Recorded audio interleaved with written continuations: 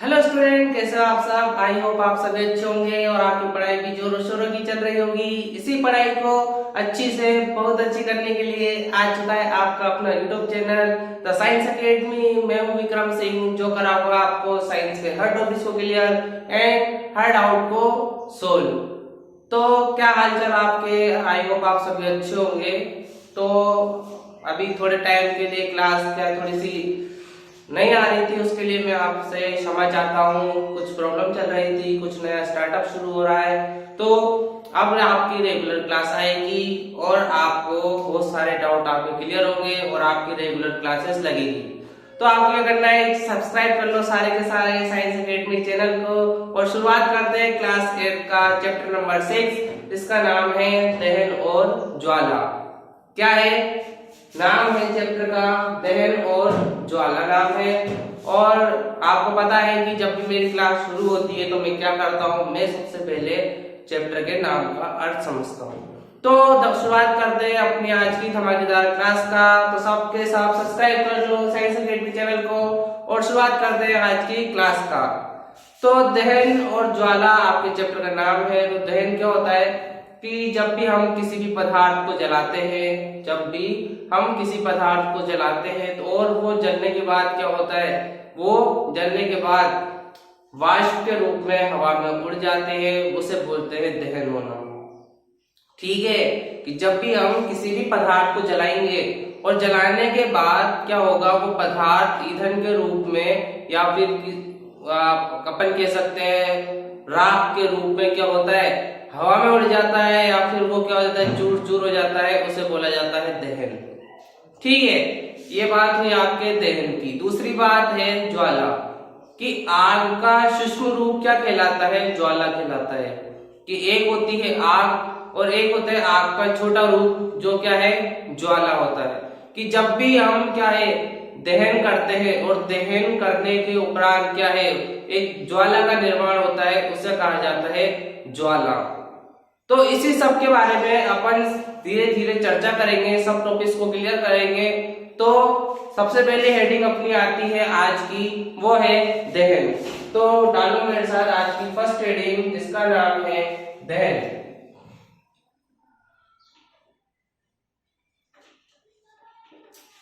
ठीक है, क्या है हेडिंग? हेडिंग है दहन। कि दहन क्या होता है, कि दहन वह रासायनिक प्रक्रम, कि दहन क्या होता है, वह रासायनिक प्रक्रम जिसमें क्या करता है कि कोई पदार्थ ऑक्सीजन से अभिक्रिया करके ऊष्मा प्रदान करता है, वह प्रक्रिया क्या कहलाती है, दहन कहलाती है। ठीक है, एक बार फिर से रिपीट कर रहा हूं, सिंपल सी डेफिनेशन है, मैं बोलूंगा और आपके दिमाग में फिक्स हो जाएगी वो चीज, अगर आप ध्यान से बिल्कुल सुनोगे तो दहन क्या होता है, ये एक रासायनिक अभिक्रिया होती है। क्या होता है, ये एक रासायनिक अभिक्रिया होती है जिसमें क्या होता है, कोई पदार्थ ऑक्सीजन से अभिक्रिया करके ऊष्मा प्रदान करता है, तो दहन होता है। ठीक है, जैसा मैं बोलूंगा वैसा ही यहाँ पे लिखना है और वैसा ही आपको याद होना चाहिए। लिखो, वह अभिक्रिया,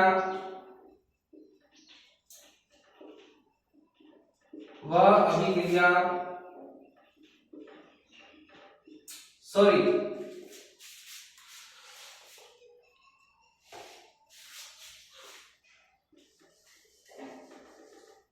लिखना, वह रासायनिक अभिक्रिया,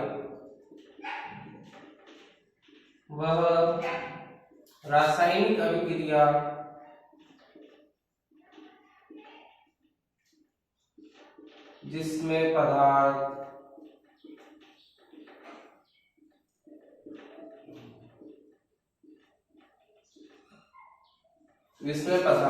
ऑक्सीजन से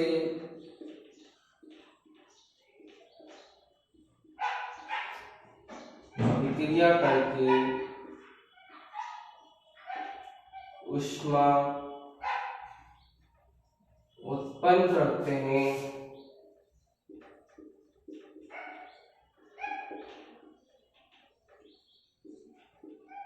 दहन कहलाता है।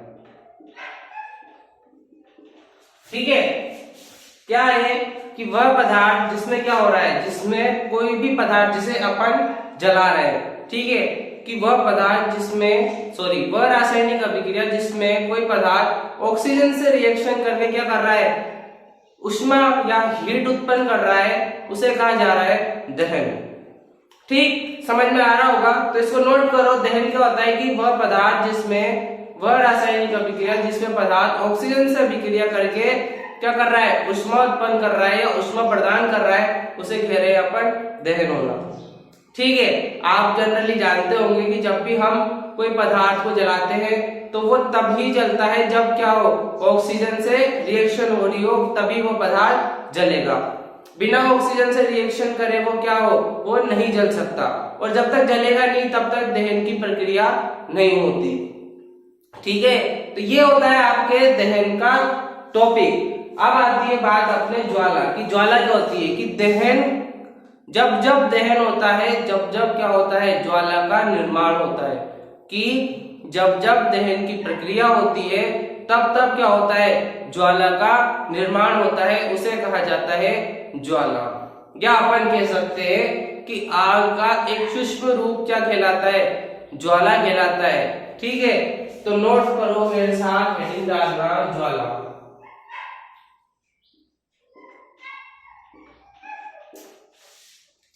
लिखना दहन की प्रक्रिया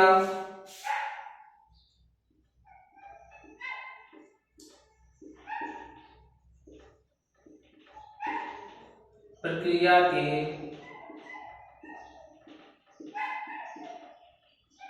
फलस्वरूप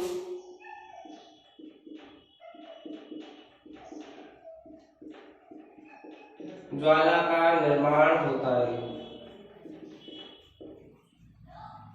इसे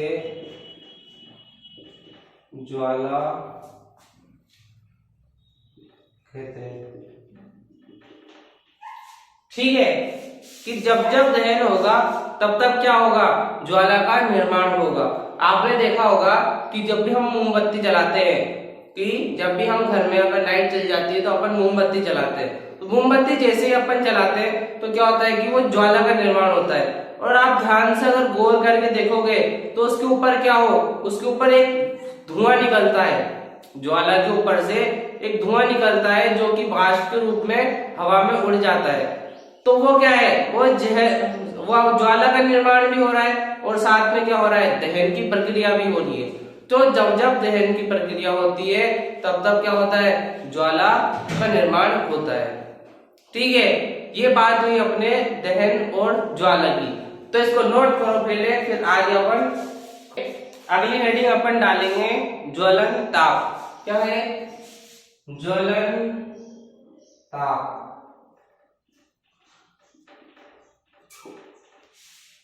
क्या है, ज्वलन ताप। आप वैसे समझ गए होंगे, इतना तो कॉमन सेंस होगा ही सही कि इसका मतलब क्या होता है। ताप का मतलब होता है टेम्परेचर, किसी भी पदार्थ का टेम्परेचर, और ज्वलन का मतलब होता है जलना। ठीक है, क्या है, ताप का मतलब टेम्परेचर और ज्वलन का मतलब जलना।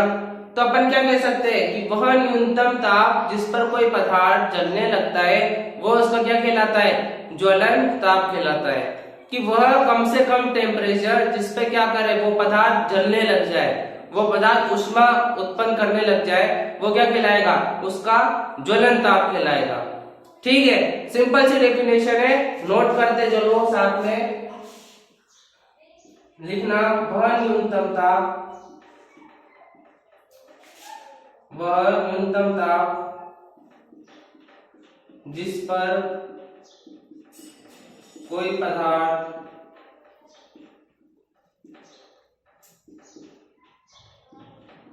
जलने लगता है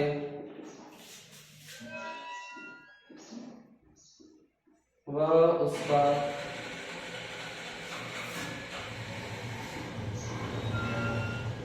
ज्वलन ताप कहलाता है।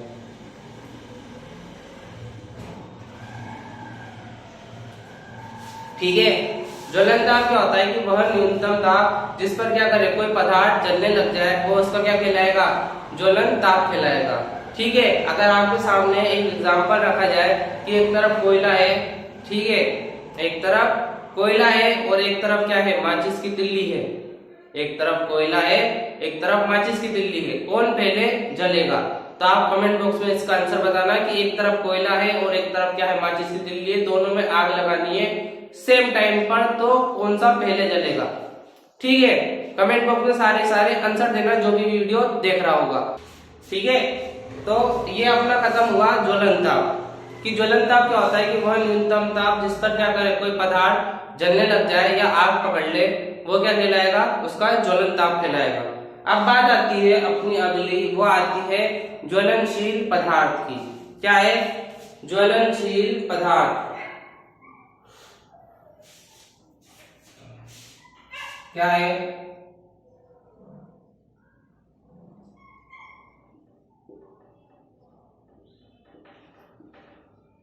ज्वलनशील पदार्थ, ठीक है, ज्वलनशील पदार्थ। ऊपर क्या लिखा अपन ने? ऊपर अपन ने लिखा ज्वलन ताप क्या होता है। यहाँ है ज्वलन, ज्वलन का मतलब जो आग पकड़ ले, ठीक है। यहाँ है ज्वलनशील, ठीक है, ज्वलनशील जो आग पकड़ ले और जल्दी से जल्दी पकड़ ले। ज्वलन ताप पे अपन ने क्या लिखा? वह न्यूनतम ताप जिस पर कोई पदार्थ क्या करे, आग पकड़ ले, उसे क्या कहते हैं? उसका ज्वलन ताप कहते हैं। ज्वलनशील पदार्थ क्या होता है कि वह पदार्थ जो क्या करे, न्यूनतम कम से कम ताप पर क्या करे, सरलता पूर्वक आग को पकड़ ले, उसे क्या कहते हैं? ज्वलनशील पदार्थ कहते हैं। ठीक है, तो लिखो मेरे साथ ज्वलनशील पदार्थ की डेफिनेशन।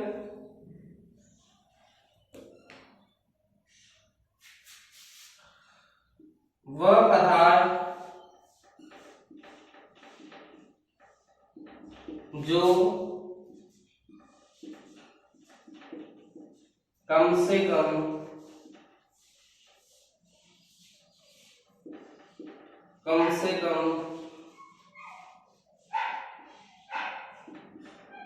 ज्वलन ताप पर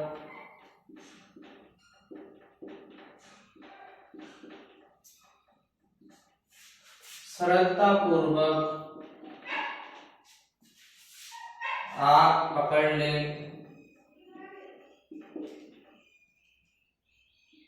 वह पदार्थ जो कम से कम ज्वलन ताप पर सरलता पूर्वक आग पकड़ ले, वह